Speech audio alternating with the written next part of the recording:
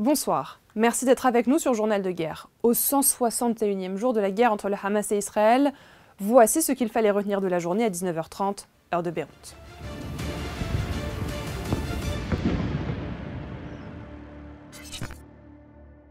Tout d'abord, un point sur la situation à la frontière libano-israélienne.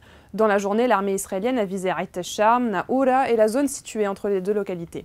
Elle a également frappé deux maisons, une à Al-Masharb et une à Kfar Kila, et bombardé la Boneh, Wazane et Talet al-Hamames.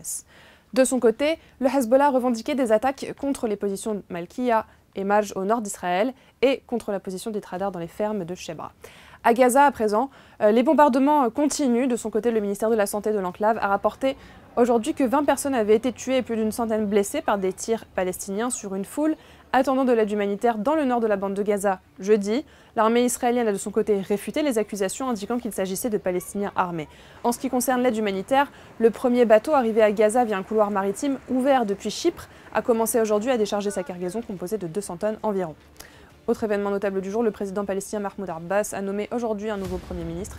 Il s'agit de l'économiste Mohamed Mustafa, ancien conseiller économique du président. Il a occupé des fonctions à la Banque mondiale à Washington pendant 15 ans.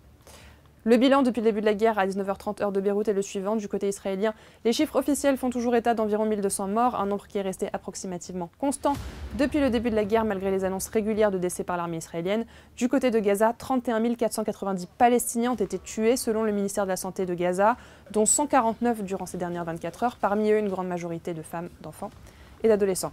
Au niveau régional, maintenant, les tensions continuent en mer Rouge, où un navire de commerce a été touché dans la journée par un missile Houthi au large du Yémen, sans faire de blessés, a rapporté dans la journée l'agence de sécurité maritime britannique. Merci de nous avoir suivis sur Ici Beyrouth. On se retrouve très bientôt pour un prochain journal de guerre. En attendant, vous pouvez suivre toute l'actualité concernant cette guerre sur notre site web www.icibeyrouth.com dans la rubrique Guerre Israël-Hamas, ainsi que sur nos réseaux sociaux.